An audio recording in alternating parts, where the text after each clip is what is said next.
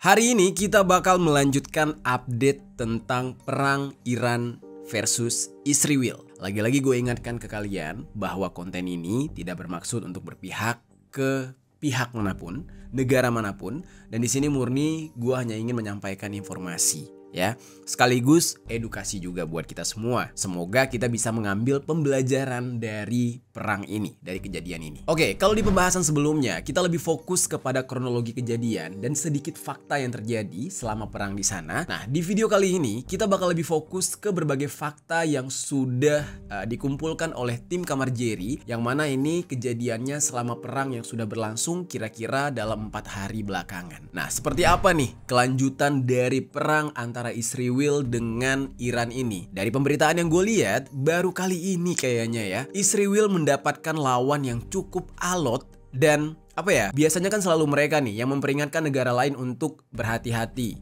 mengungsi, ya kan? Tunggu nih, kita bakal lebih gila gitu-gitu lah ya. Peringatannya bener-bener yang bikin merinding gitu. Tapi kali ini justru kebalikannya, mereka yang diperingatkan oleh lawannya, yaitu Iran. Yang mana pihak Iran berkali-kali memperingatkan warga Israel untuk segera keluar dari negara mereka, karena Iran bakal hancur-hancuran di dalam perang ini. Nah, bagaimana cerita selengkapnya tentang pembahasan kali ini? Langsung aja kita bahas secara lengkap. Halo geng, welcome back to Kamar Jerry.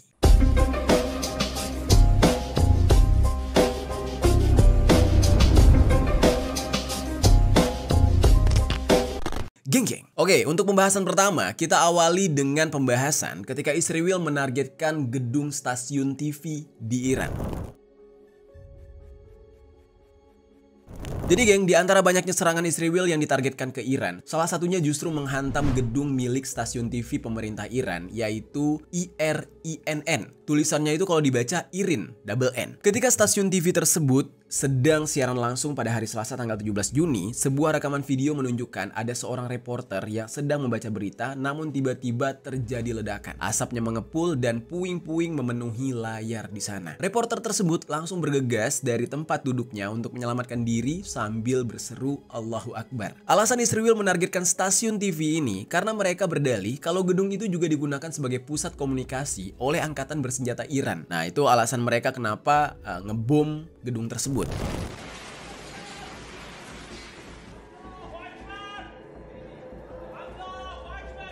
Dan organisasi penyiaran Republik Islam Iran atau yang disingkat dengan IRIB itu mengatakan salah satu pekerja mereka itu meninggal dunia di dalam serangan Israel tersebut. Atas serangan tersebut, Iran mengutuk keras serangan Israel terhadap gedung televisi negara milik mereka. Mereka mengatakan ini adalah kejahatan perang karena pers itu kan gak boleh dijadikan sebagai target. Nah, tapi yang namanya Israel ya, mereka itu punya segala alasan, berbagai alasan. Kayak mereka nyerang rumah sakit, bilangnya itu markasnya Mamas. Mereka nyerang tempat ibadah gereja, katanya di bawah gereja atau tempat ibadah itu ada terowongan bawah tanahnya Mamas. Sekarang ke Iran juga sama. Stasiun televisi isinya pers itu harus dilindungi. Di dalam perang pun tidak boleh mereka itu ditembak, tuh nggak boleh. Nah, tapi di dalam hal ini Israel berdalih kalau stasiun TV tersebut adalah salah satu pusat militernya Iran. Nah, disinilah Iran tuh bener-bener geram banget. Dan oleh karena itu, Iran meminta kepada PBB untuk mengambil tindakan atas serangan Israel tersebut. Korps Garda Revolusi Iran itu juga bilang serangan tersebut sebagai tindakan yang nggak manusiawi. Ini kriminal dan juga masuk ke dalam kategori terorisme. Kan itu meneror gitu, meneror orang yang tidak bersalah. Pasca serangan tersebut, Donald Trump ya menyerukan kepada warga Iran agar dievakuasi segera. Bukannya mengecam Israel, malah minta yang punya tanah untuk cabut dari tanah mereka. Dan pernyataan Donald Trump tersebut dibuat di Truth Social ketika dia berada di Kanada untuk menghadiri pertemuan puncak G7. Dan gak lama setelah serangan Israel ke IRINN, Iran itu memperingatkan Israel untuk segera mengevakuasi kantor pusat 2 saluran TV Israel, yaitu N12 dan juga N14. Nah, di saat itu Iran tuh memperingatkan, oke, kayak lo nyerang stasiun TV gue, tunggu. Stasiun TV lo juga bakal gue serang, tapi dengan berbaik hati, gue minta orang-orang yang ada di sana dievakuasi terlebih dahulu. Nah, begitulah peringatan Iran. Dan selain itu, Iran juga memperingatkan warga Israel agar segera mengungsi dari lingkungan stasiun TV tersebut. Karena Iran mengancam bakal membalas serangan di stasiun TV tersebut, yaitu N12 dan juga N14. Nah, jadi apapun yang dilakukan oleh Israel terhadap Iran itu dijawab balik oleh Iran. Lo nyerang media kita, pusat media kita, gedung stasiun televisi kita serang balik bagian itu. Lo serang pusat militer kita serang balik pusat militer lo. Lo serang pangkalan minyak kita, ya kan? Serang tambang minyak kita juga bakal serang tempat produktifnya kalian. Nah, jadi saling balas antara Israel dan Iran ini. Oke, itu sedikit fakta yang terjadi saat ini. Terus geng, sekarang kita bakal masuk ke dalam sebuah pembahasan yang mana ini bisa dikatakan menjadi salah satu pemicu kenapa Iran benar-benar mengamuk terhadap Israel, yaitu isu tentang keinginan pihak Israel, terutama ya Netanyahu ya, yang mana dia ingin menghabisi nyawa Ayatollah Khomeini, orang nomor 1 di Iran. Dan hal inilah yang membuat Iran benar-benar murka terhadap Israel, selain serangan pertama mereka ke Iran di saat itu. Jadi geng, di tengah-tengah serangan udara yang terus-menerus digempur oleh Iran ya, dan juga Israel gitu ya, saling berbalas, muncullah kabar yang menyebutkan kalau Israel ini sebenarnya berencana ingin menghabisi pemimpin tertinggi Iran, yaitu Ayatollah Khomeini, yang di saat ini diklaim sedang berlindung di dalam sebuah bunker. Nah, informasi tersebut juga sudah diketahui oleh Amerika melalui Donald Trump. Namun disebutkan kalau Donald Trump itu menolak rencana Israel ini karena itu terlalu ekstrim menurut Amerika. Kabar ini dikonfirmasi oleh 3 pejabat Amerika kepada media CBS News. Seorang pejabat Amerika itu bilang ya, kalau Israel ini memiliki kesempatan untuk menghabisi nyawa Khomeini, tapi Donald Trump menyampaikan kepada Netanyahu bahwa rencana itu bukanlah ide yang bagus. Para pejabat Amerika itu mengatakan percakapan antara Netanyahu dan Donald Trump terjadi setelah Israel melancarkan serangan besar-besaran ke Iran di tanggal 13 Juni. Jadi setelah itu tuh ya udah terjadi percakapan tuh, kayak Netanyahu tuh getol banget, dia berambisi ingin menghabisi orang nomor 1 di Iran ini. Dan di saat itu Donald Trump sebagai presiden Amerika langsung nolak, itu bukan ide yang bagus. Lu sama aja kayak lagi mancing ya kandang buaya gitu, lu bisa habis nanti diterkam. Di saat itu ditolaklah oleh Donald Trump, dan penolakan Donald Trump ini pertama kali dilaporkan oleh kantor berita Reuters. Oke geng, kita jeda sedikit dulu ya tentang pembahasannya, karena di sini gue mau ngasih kalian sebuah informasi. Informasi ini teruntuk kalian yang pengen belajar menjadi seorang trader. Ingat ya, untuk kalian yang mau belajar menjadi seorang trader. Nah, soalnya kan kondisi ekonomi sekarang ya kita paham banget ya, harga terus naik tapi penghasilan juga ya segitu-gitu aja. Nah, salah satu pilihan yang mungkin bisa kalian coba untuk menjadi seorang trader. Soalnya ini cukup works di orang-orang yang ingin menjadi trader. Dan kenapa mereka milih untuk jadi trader? Ya karena bisa dilakukan dengan sangat fleksibel. Bisa sambil nyantai di kafe atau rebahan di rumah. Pokoknya ya fleksibel banget. Gue ngerti banget ya, di antara kalian pasti masih banyak yang mendengar kata trader itu langsung kepikiran dengan hal-hal yang ya terjadi di zaman dulu. Kita semua pernah mendengar cerita soal kasus yang melibatkan inisial DS dan juga IK. Makanya wajar banget banyak yang khawatir dan takut kalau dengar kata trader ini. Ya padahal profesi sebagai seorang trader itu ya banyak yang resmi. Di Indonesia juga banyak yang resminya. Sementara apa yang dilakukan oleh DS dan IK,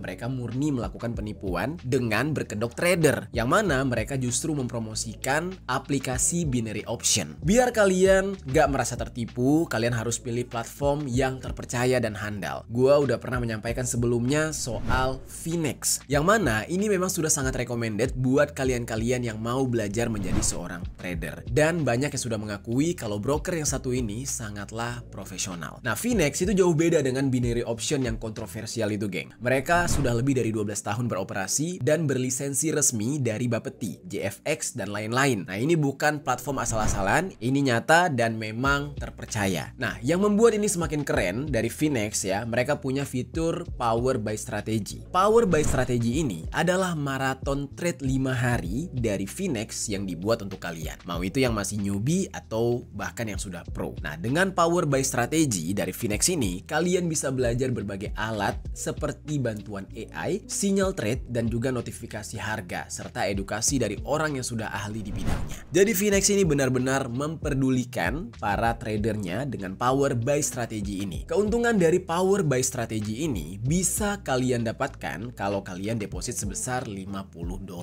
Satu hal lagi nih geng, kalau kalian mau, kalian bisa ikut kontes dengan melakukan deposit minimal $500 dan di akhir trade marathon, satu pemenang yang dipilih secara acak akan mendapatkan konsultasi one-on-one dengan trader top. Nah, ini kesempatan bagus untuk meningkatkan kemampuan kalian. Terus geng, Finex juga memudahkan kalian untuk pendaftaran. Cukup masukkan nomor handphone, verifikasi lewat WhatsApp, beres. Tarik dan setor uangnya juga cepat, transparan, dan yang paling penting tidak ada potongan admin atau segala macamnya. Proses depositnya dan penarikannya juga cepat. Dengan segala kemudahan yang diberikan oleh Finex, platform ini akan sangat cocok untuk kalian, mau itu yang sudah pro ataupun kalian yang masih newbie, karena kalian akan terbantu banget kalau berdagang dengan Finex. Gas aja geng, mumpung lagi ada kesempatan. Cukup klik link yang ada di caption di bawah untuk mengikuti trade marathon. Oke, sekarang kita lanjutkan kontennya.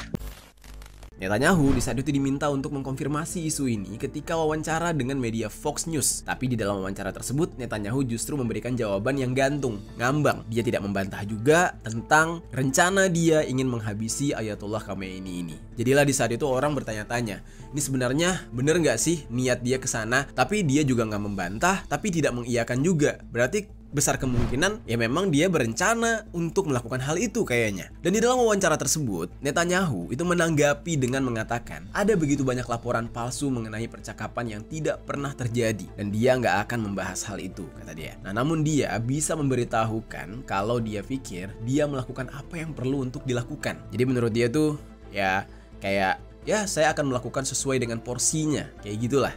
Kurang lebih jawabannya dia. Dan Netanyahu berpikir kalau Amerika tahu apa yang baik untuk Amerika dan dia tidak akan membahasnya. Dan ketika ditanyakan mengenai tujuan menggempur Iran, kenapa dia pengen banget menggempur Iran, Netanyahu mengklaim tujuan utamanya hanyalah untuk menghancurkan kemampuan nuklir milik Iran. Lagi-lagi hal yang diulang itu-itu aja ya. Dia tetap bersikukuh bahwa Iran punya nuklir. Namun, ya sepertinya bukan itu aja geng. Karena tujuan jangka panjang Israel ini adalah untuk menjatuhkan rezim yang saat ini sedang berkuasa di Iran. Ya ingin menggulingkan kekuasaan di negara orang gitu.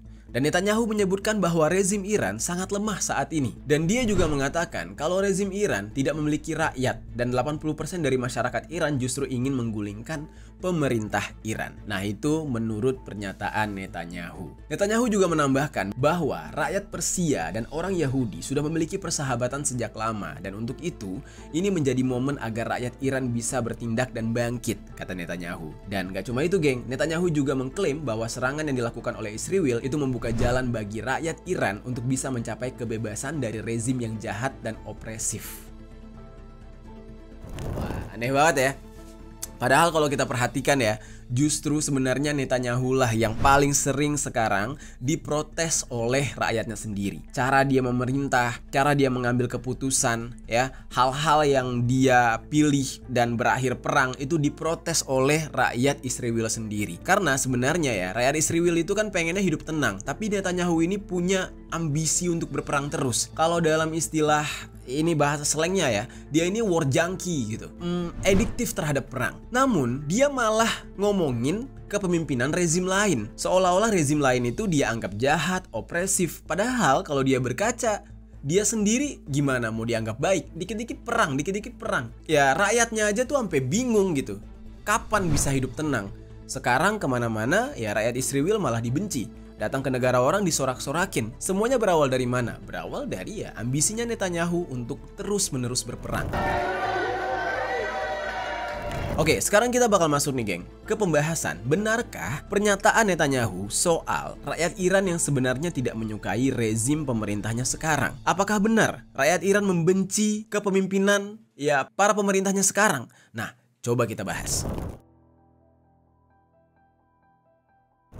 Jadi geng, Iran sendiri itu memang menerapkan sistem politik yang ketat dan otoriter. Setelah revolusi, Iran mengalami pengetatan kebijakan yang membatasi hak dan kebebasan yang berkeyakinan, berekspresi, berserikat, dan berkumpul. Jadi batas-batasnya ketat di sana. Dan mereka yang dianggap tidak setuju dengan kebijakan ini akan menghadapi dampak yang sangat buruk, bahkan bisa terancam ya dihabisi nyawanya oleh pemerintah. Jadi seketat itu pemerintahan di sana mengatur undang-undang mereka. Dan terutama bagi perempuan. Nah, perempuan Iran itu benar-benar dijaga dan terisolasi di sana, geng. Karena perempuan di sana itu nggak bisa sembarangan. Nah, beberapa pemberitaan sih bilang kalau perempuan Iran ini seolah-olah mendapatkan diskriminasi, baik dalam bidang hukum maupun praktis yang pakaiannya itu harus diatur dan ada aturan yang menuntut perempuan Iran untuk berperilaku dalam kehidupan sehari-hari. Jadi benar-benar diatur, nggak boleh asal-asalan di sana. Jadi perempuan itu harus sesuai dengan ajaran agama lah. Nah, karena mungkin menurut orang-orang di sana ya, mereka memperketat aturan untuk perempuan karena perempuan ini selalu menjadi sumber dari hawa nafsu bagi laki-laki. Jadi cara mengontrol hal itu ya dibuatlah aturan yang begitu ketat bagi para perempuan Iran. Pernah ada satu kasus nih geng, di mana seorang perempuan Kurdi yang bernama Jina Mahsa Amini yang meninggal dunia setelah ditangkap karena tidak menggunakan penutup kepala yang benar, nggak pakai hijab yang benar. Dan selain itu, kelompok etnis dan agama minoritas di Iran jadi sasaran dan menghadapi diskriminasi juga. Nah, padahal revolusi di Iran menjanjikan adanya kebebasan dan mengakhiri rezim Shah Pahlavi yang otoriter dan diktator, tapi ternyata bentuk rezim yang sama akhirnya dibuat kembali di Iran. Kebebasan pers di Iran juga ya agak ketat geng. Jadi nggak sebebas pemberitaan kayak di negara kita. Dan sejak bulan April tahun 2000, Ayatullah Khomeini mulai menindak media-media reformis. Apalagi kalau ada surat-surat kabar yang liberal yang dinilai melayani kepentingan musuh seperti Amerika dan Israel dengan menyebarkan narasi anti-Iran. Nah, jadi mereka benar-benar ngatur banget di negara mereka. Nggak boleh ada campur tangan negara asing. Banyak surat kabar dan surat mingguan yang ditutup, sementara awak medianya itu dipenjara atau dihukum. Nah, pemerintah Iran juga memperkuat kontrol terhadap media-media di dalam negeri mereka, baik lokal maupun nasional. Nah, tapi dikatakan sejak Hassan Rouhani menjadi presiden, media sudah mulai diberikan sedikit kebebasan. Tapi yang masih jadi pertanyaannya, geng, apakah benar yang dikatakan oleh Netanyahu, yang mana dia mengatakan kalau masyarakat Iran justru tidak mendukung pemerintahan Iran? Nah, sempat ada tulisan di sosial media yang ada di thread ya, dari akun Arshadayub 6125 yang menuliskan kalau perang yang terjadi antara Iran dan Israel ya mereka itu justru memilih untuk mendukung Iran, Israel atau netral. Yang bikin salah fokus nih geng ya, justru di komentarnya itu pas gue scroll komentarnya banyak banget netizen yang mengaku sebagai orang Iran. Nah, gue nggak bisa mastiin nih bener-bener orang Iran atau cuma ngaku-ngaku atau itu cuma buzzer. Tapi yang jelas ya, orang-orang yang mengaku sebagai warga Iran ini justru mendukung Israel di dalam komentar-komentarnya. Nah, kita nggak tahu nih geng, ini orang beneran apa memang ya part of dramanya Israel sesuai dengan pernyataannya Netanyahu yang mengatakan kalau orang Iran atau warga Iran banyak yang tidak mendukung pemerintah mereka, malah mendukung Israel. Gue nggak tahu nih. Tapi kalian bisa cek sendiri, kenyataan ini ada. Salah satunya itu disampaikan oleh akun yang bernama Sadie Alafi, yang mana dia menulis sebagai orang Iran, dia mendukung Israel. Dia juga mengatakan kalau mereka hidup di bawah rezim tirani Iran yang jahat dan orang Iran menginginkan agar rezim itu runtuh. Israel menyingkirkan kejahatan militer tingkat atas milik Iran. Israel tidak mengincar warga sipil. Yang mereka incar adalah komandan dari tirani Iran yang jahat katanya. Mereka semua mendukung Israel untuk menyelamatkan Iran. Dan komentar itu ya jelas membuat kita tercengang gitu kan. Kok ada ya, kok bisa? Ternyata warga negara Iran sendiri mendukung Israel. Komentar serupa juga dituliskan oleh netizen lain yang mengaku sebagai orang Iran. Semuanya berpendapat yang sama. Mereka bilang rezim Iran sudah mengekang mereka dengan memaksa masyarakat untuk menuruti segala kebijakan milik pemerintah seperti menerapkan budaya Islam, memaksakan unsur agama di dalam setiap kehidupan, sampai mengeksekusi orang-orang yang tidak bersalah demi kepentingan pemerintah. Nah, itu lagi-lagi menurut pengakuan di komentar itu ya. Dan rakyat Iran dikatakan juga sudah berupaya untuk melawan rezim yang selama ini memerintah Iran. Namun mereka nggak berhasil. Nah, oleh karena itu, mereka semua memandang dengan serangan Israel ke Iran ini sebagai sebuah keajaiban bagi mereka karena akhirnya pihak yang selama ini menindas mereka, yang mana itu adalah pemerintah mereka sendiri, diserang oleh Israel. Nah, tapi tunggu dulu, jangan senang dulu. Masalahnya, Israel nyerang Iran bukan berarti Iran diam-diam aja. Bukan berarti Iran nggak punya power, nggak punya kekuatan seperti yang terjadi di Palestina. Justru di sini pemerintah Irannya gokil parah gitu. Dan akibat dari komentar-komentar tersebut menjadi sebuah anomali, geng. Yang mana orang Iran ya seolah-olah ya terlihat justru mendukung Israel, bukan negara mereka sendiri yang jelas-jelas mereka bisa aja jadi korban di dalam serangan tersebut. Meskipun Israel mengatakan kalau mereka mengincar ya titik-titik di militer Iran. Ya tapi kan warga sipil buktinya banyak banget yang meninggal dunia di dalam serangan Israel terhadap Iran ini. Makanya agak mencurigakan kalau ada orang Iran yang justru mendukung Israel, karena ya kalau dia mendukung Israel dan dia mengaku sebagai orang Iran, bisa-bisa aja nih suatu hari dia yang jadi korban dalam serangan Israel gitu kan. Terus apa yang bikin dia senang? Nah, jadi gimana tuh geng menurut kalian? Kalau kalian nih berada di posisi sebagai warga negara Iran, kalian akan dukung siapa? Dukung pemerintah kalian atau justru dukung Israel? Kalau memang kalian dukung Israel, kalau sewaktu-waktu Israel menembakkan rudal mereka tiba-tiba kena ke rumah kalian nih, yang padahal kalian mendukung Israel, gimana tuh perasaan kalian? Coba deh tinggalkan komentar di bawah. Dan dari sini geng, kita bisa melihat ya, kalau masyarakat Iran sendiri terpecah menjadi dua kubu, ya. Mereka ada yang mendukung pemerintah Iran, ada yang tidak. Dan mereka yang tidak mendukung pemerintah Iran justru getol mendukung lawannya, yaitu Israel. Tapi ketidakberpihakan mereka terhadap pemerintah Iran tidak cuma disuarakan oleh masyarakat Iran aja, geng. Bahkan mantan putra mahkota Iran pun juga menyerukan untuk pergantian rezim Iran yang sekarang dipimpin oleh Ayatollah Khomeini. Nah, kok bisa nih? Ya kan, mantan putra mahkota Iran sampai angkat bicara juga. Sekarang kita bakal masuk nih ke dalam penjelasan mengenai mantan putra mahkota Iran yang menginginkan penggulingan rezim Ayatollah Khomeini ini. Jadi geng, mantan putra mahkota Iran itu bernama Reza Pahlavi. Dia ini adalah pewaris tahta dari monarki yang pro terhadap barat, yang di saat ini tahtanya sudah tumbang akibat revolusi Iran pada tahun 1979. Nah, mungkin nih adalah barisan sakit hati lah gitu ya. Dan sejak saat itu dia ini hidup di dalam pengasingan di dekat Washington DC, Amerika Serikat. Nah, selama lebih dari 45 tahun, dia itu nggak pernah balik lagi ke Iran, ke tanah airnya. Dia meninggalkan Iran ketika berusia 17 tahun untuk bersekolah militer di Amerika Serikat. Beberapa saat sebelum ayahnya, Shah Muhammad Reza Pahlavi itu turun tahta pada tanggal 16 Januari tahun 1979 akibat sakit kanker. Turunnya Shah ini menjadi celah bagi Ayatollah Khomeini untuk mendirikan republik di Iran yang berkonsep seperti sekarang. Apa yang kalian lihat sekarang itu semuanya hasil revolusi dari Ayatollah Khomeini. Kayaknya gue udah pernah membahas ini ya di salah satu konten gue. Kalau kalian pengen dengar, silahkan cek konten gue yang ini. Nah, jadi geng, walaupun berasal dari dinasti monarki, Pahlavi ini menyebutkan dirinya tidak akan melakukan upaya untuk membuat kerajaan seperti dulu lagi. Dia lebih memilih untuk mendukung gerakan demokrasi yang bersifat sekuler di Iran dibandingkan dengan menerapkan hukum Islam seperti sekarang, katanya. Di bawah kekuasaan ayahnya, Iran itu pernah menjadi sekutu Israel, geng, karena memang ayahnya yang lebih condong kepada barat. Nah, jadi makanya nih anaknya getol banget kayak ganti tuh Ayatollah Khomeini. Gak bagus tuh gitu. Ya karena ayahnya dulu yang memimpin Iran dan ayahnya ya antek-anteknya lah, maksudnya ngebela barat lah, ngebela Israel juga. Dan di saat ini, Reza Pahlavi ini juga dikenal memiliki hubungan baik dengan negara tersebut, dengan negara Israel. Dan dia bahkan sempat melakukan kunjungan ke Israel 2 tahun yang lalu. Dan semenjak dia berada di pengasingan, Reza Pahlavi ini konsisten geng untuk menyerukan perubahan. Dia memperjuangkan demokrasi sekuler di Iran, dan Reza Pahlavi ini membandingkan Iran dengan Dubai, yang mana Dubai 40 tahun yang lalu dan sekarang sudah jauh berbeda karena menerapkan demokrasi sekuler. Iran seharusnya bisa menjadi seperti Jepang katanya, bukan justru menyerupai Korea Utara, menurut Reza Pahlavi.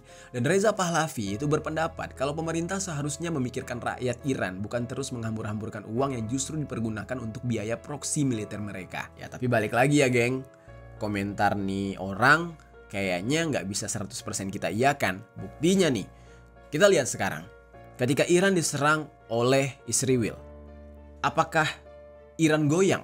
Enggak. Apakah Iran gemeter? Enggak. Inilah hasil dari apa yang mereka terapkan selama bertahun-tahun, memperkuat militer mereka. Ketika ada negara yang menyerang negara mereka, mereka sudah siap untuk membalas balik. Lalu perkataan dari anak pemimpin monarki yang sudah runtuh ini, apakah bisa kita iakan?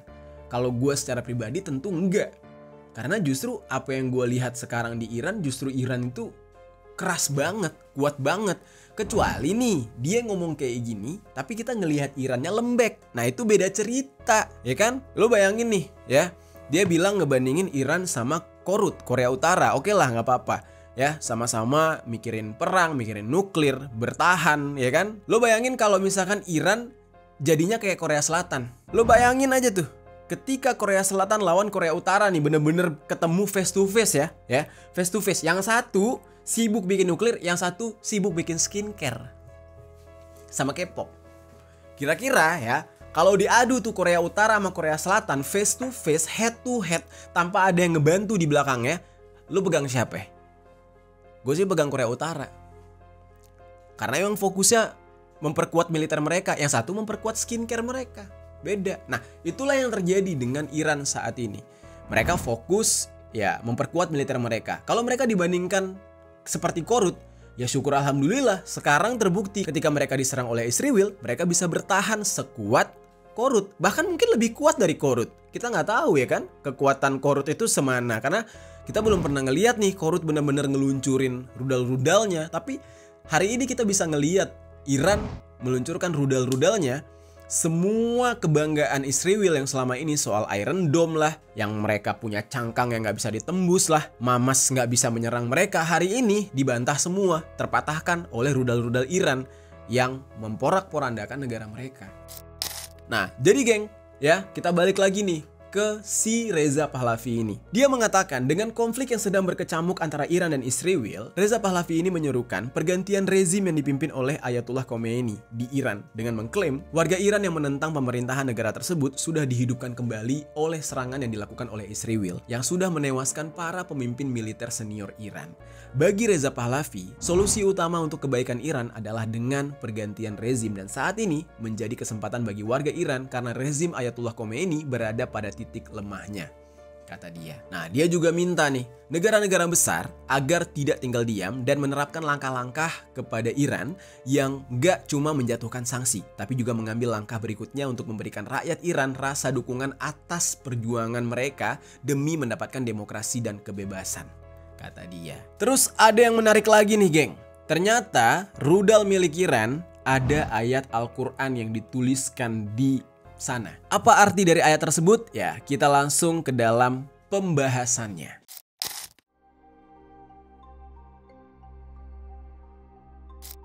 Jadi geng, beredar sebuah video di internet yang menunjukkan bagian dari booster rudal Iran. Di dalam video tersebut ya, terlihat sejumlah warga yang menemukan bagian pendorong rudal milik Iran yang jatuh di wilayah Yordania.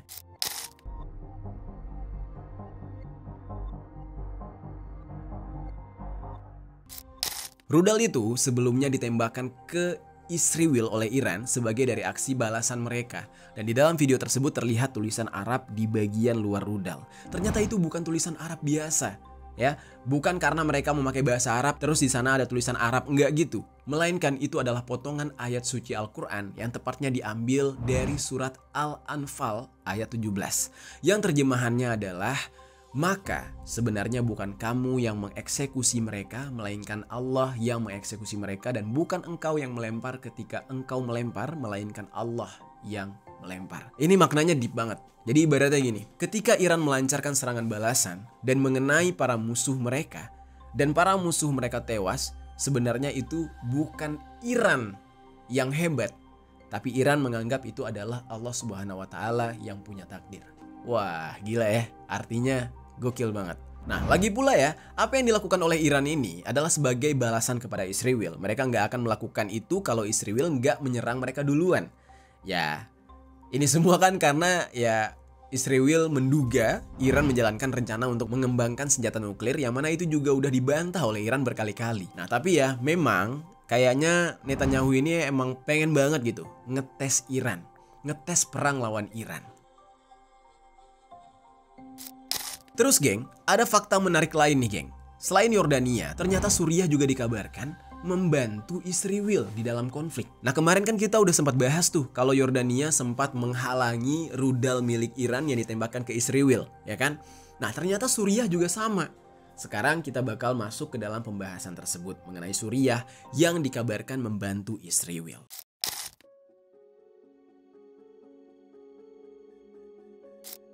Jadi geng, setelah Bashar al-Assad, pemimpin Suriah yang dikenal diktator, itu digulingkan. Saat ini Suriah justru dipimpin oleh presiden sementara yang bernama Ahmed al-Shaara, yang mana dia mulai menunjukkan arah politik yang berbeda dengan Bashar selama memimpin Suriah.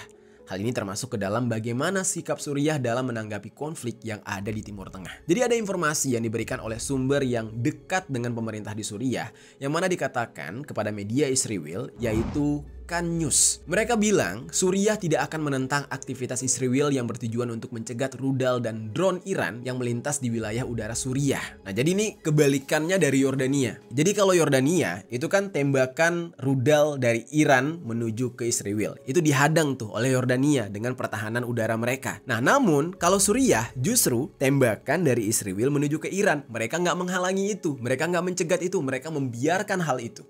Jadi bentuk dukungannya agak sedikit berbeda. Nah, sumber yang sama yang menginformasikan hal ini juga menyatakan kalau pemerintah Suriah yang baru ini tidak akan terlibat atau tidak ingin terlibat di dalam perang antara Iran dan Israel.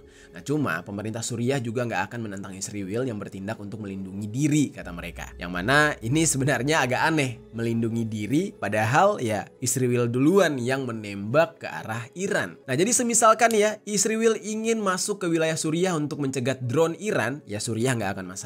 Sumber tersebut juga mengungkap kalau ada tingkat koordinasi antara Israel dengan Suriah. Jadi kerjasama mereka tuh makin harmonis, romantis gitu, geng. Terus geng, setelah pemerintahan yang baru di Suriah ini ya terbentuk di bawah kekuasaan Ahmed al-Sha'ara, mereka memilih untuk memutuskan hubungan dengan poros Syiah Teheran, Damaskus, Hizbullah yang mendominasi kebijakan luar negeri Suriah sejak tahun 2011. Pemimpin mereka sebelumnya yang bernama Bashar itu sebenarnya adalah salah satu sekutu paling setia bagi Iran di kawasan tersebut. Nah, dia juga mengizinkan pembangunan pangkalan militer Iran dan memfasilitasi transfer senjata ke Hizbullah dulunya sebelum dia digulingkan. Nah, sementara nih di bawah kendali pemimpin yang baru yang bernama al-Sha'ara, kebijakan ini sudah nggak berlaku lagi. Sejalan dengan sikap ini, pemerintah Suriah sekarang juga tidak mengutuk serangan udara Israel terhadap target militer dan nuklir yang ada di Iran. Nah, warga Suriah juga dikatakan mendukung Israel karena mereka emang nggak suka sama Iran katanya. Dikarenakan Iran yang mendukung rezim Bashar yang sangat otoriter di Suriah di masa itu. Katanya sih gitu. Tuh yang mendukung Israel. Sekarang kita masuk ke negara lain nih. Berbeda dengan Suriah, berbeda dengan Yordania. Kali ini Pakistan, negara yang sedang berperang dengan India gitu ya. Nah, Pakistan sudah menyatakan mereka mendukung Iran, bahkan tidak segan untuk menggunakan nuklir milik mereka jika diperlukan untuk membela Iran menyerang Israel. Sekarang kita masuk ke dalam pembahasan Pakistan mendukung Iran ini.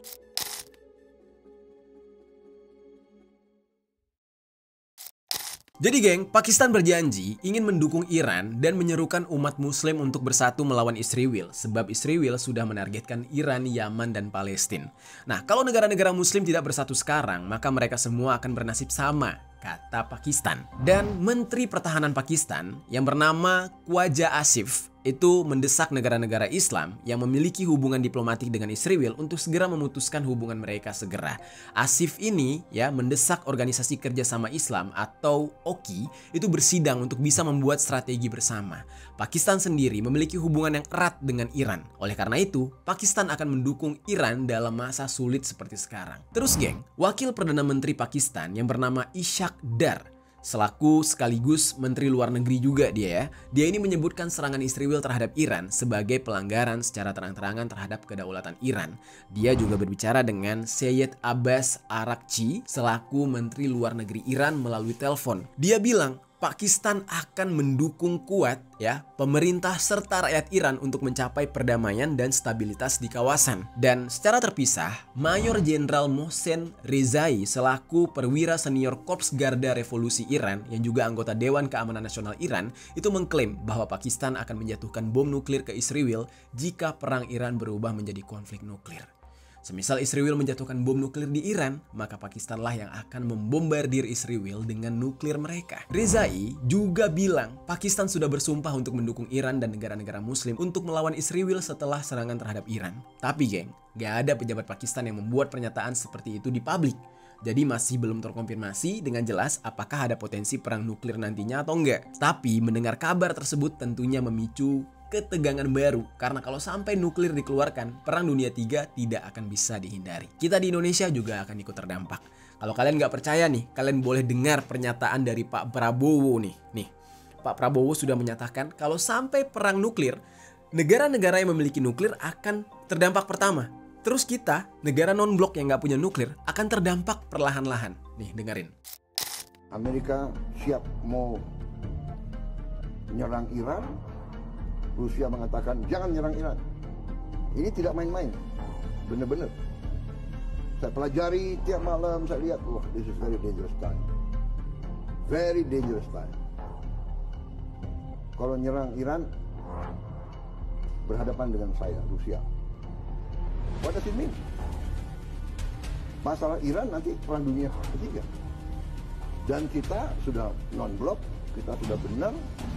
Tapi kalau terjadi perang nuklir, kita non-blok aja kita akan kena. Mungkin yang negara-negara punya nuklir, ya, dia matinya lebih cepat. Kita mungkin mati juga, jadi lama kita matinya, ya kan? Benar nggak? Betul. Jadi it's dangerous time. We are living, kita hidup dalam, nah kita harus hati-hati. Nah, jadi kurang lebih kayak gitu, geng. Serem ya? Oke, sekarang gue pengen ajak kalian untuk masuk ke dalam pembahasan dampak dari perang Iran-Israel ini.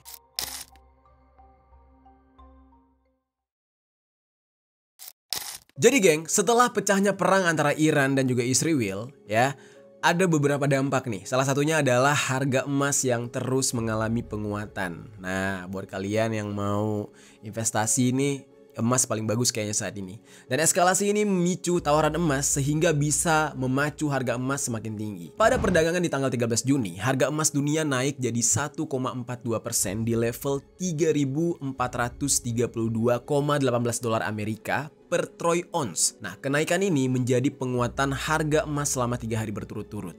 Harga emas terus melonjak setelah investor beralih ke aset safe haven. Dan selain emas, panasnya perang ini juga mendorong melejitnya harga minyak mentah dunia. Nah, lonjakan harga minyak ini menjadi kabar baik bagi perusahaan minyak. Dan untuk pemerintah sendiri, kenaikan harga minyak bisa jadi pedang bermata dua. Di satu sisi, kenaikan harga minyak bakal mengangkat penerimaan negara dari sektor migas, tapi di sisi lain, lonjakan harga minyak juga bisa membebani subsidi BBM sehingga belanja negara jadi membengkak.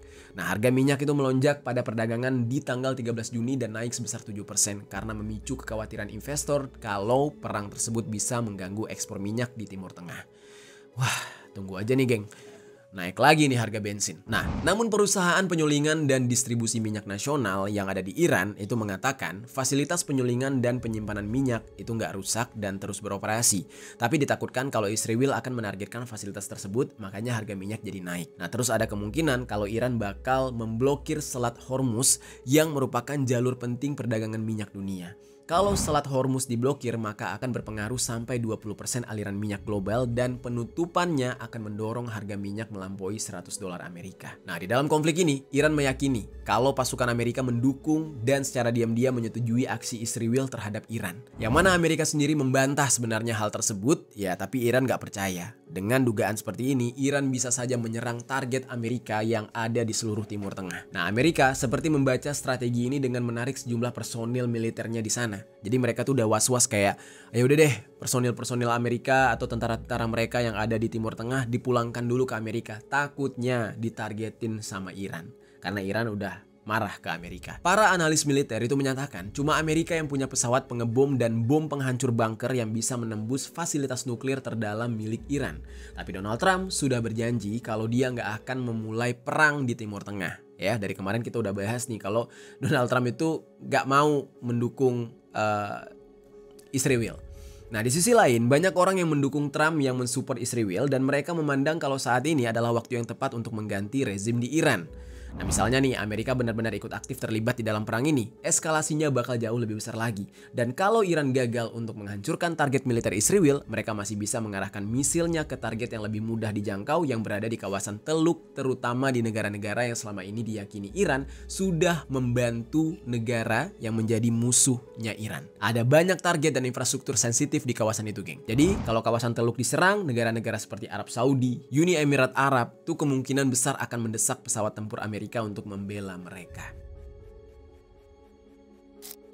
Lalu gimana nih, geng, dengan negara kita Indonesia? Nah, sebelumnya dikabarkan ada sebanyak 42 warga negara Indonesia yang melakukan ziarah keagamaan dilaporkan justru terjebak di Israel, tepatnya di Tel Aviv setelah Bandara Ben Gurion ditutup sebagai dampak dari perang ini. Nah, 42 orang warga negara Indonesia itu terjebaklah di Israel. Di saat itu, Direktur Perlindungan WNI dan Badan Hukum Kementerian Luar Negeri yang bernama Juda Nugraha, dia mengatakan perwakilan diplomatik di Yordania sedang memberikan asistensi agar 42 WNI tadi bisa keluar dari Israel melalui darat. Dan saat ini, Kementerian Luar Negeri mencatat ada 187 warga negara Indonesia yang berada di seluruh wilayah Israel dan sebagian besar dari mereka berada di Arafah, di selatannya Israel. Karena situasi yang sedang memanas ini, dihimbau agar para warga negara Indonesia yang memiliki rencana ke Israel dan Palestina untuk menunda kunjungan mereka.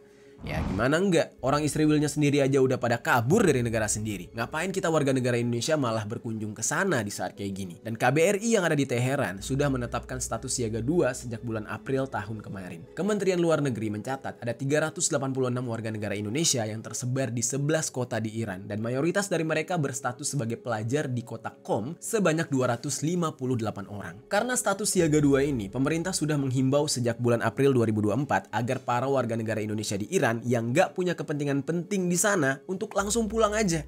Sementara itu, menurut juru bicara Kementerian Luar Negeri yang bernama Rolian Shah Sumirat, dia bilang untuk saat ini evakuasinya belum dilakukan, ya, belum perlu dilakukan bagi para WNI yang ada di Iran. Hanya saja, Kementerian Luar Negeri terus melakukan dan mematangkan rencana apabila evakuasi diperlukan jika situasinya semakin memburuk. Nah, tapi di sisi lain, Pak Rolian Shah tadi menekankan bahwa pada akhirnya evakuasi adalah pilihan bagi tiap orang. Karena kalau mereka mau diselamatkan ya harus dievakuasi. Kalau enggak ya mau gimana?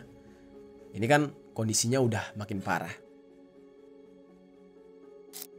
Nah, perang Iran-Israel ini tentunya juga akan berdampak geng ke negara kita. Karena sumber minyak paling besar bagi Indonesia itu berasal dari Timur Tengah yang didatangkan melalui Singapura. Nah, perlambatan ekonomi akan semakin terasa dan kemungkinan inflasi yang di saat ini tertahan akan meningkat kembali. Hal ini akan membuat pemerintah Indonesia semakin kesulitan untuk mencapai target pertumbuhan ekonomi yang sudah direncanakan. Dan itu nggak cuma terjadi di Indonesia, tapi di seluruh dunia. Jadi kalian nggak bisa nyalahin pemerintah kita juga. Khususnya Indonesia yang saat ini ekonominya lagi nggak baik-baik aja, tentunya bakal merasa khawatir akan ancaman kenaikan harga minyak ini. Sebab harga minyak pada akhirnya juga akan berpengaruh terhadap harga barang-barang lain karena proses distribusinya ya menggunakan bahan bakar gitu. BBM ya kan, bisa-bisa akan jadi malapetaka bagi seluruh dunia. Oleh sebab itu, respon dari negara-negara lain agar kedua negara bisa meredam konflik demi keamanan dunia. Nah, meskipun kelihatannya mereka nggak ada yang berniat untuk menghentikan ketegangan, ya soalnya kan kalau dibiarkan nantinya perang ini nggak cuma melibatkan dua negara aja, tapi mungkin kedua blok dunia akan terlibat dan bisa memicu perang dunia ketiga. Ya kita cuma bisa menunggu gimana ke depannya nanti. Oke, itu dia geng pembahasan kita mengenai pecahnya perang antara Iran dan Israel. Mungkin buat kalian yang nggak paham bagaimana dampaknya ya akan melihat hal ini sebagai hal yang seru. Tapi sebenarnya dampaknya mengerikan sekali geng. Oke, kita tunggu aja update selanjutnya. Nanti kita akan bahas lagi tentang perang Iran-Israel ini.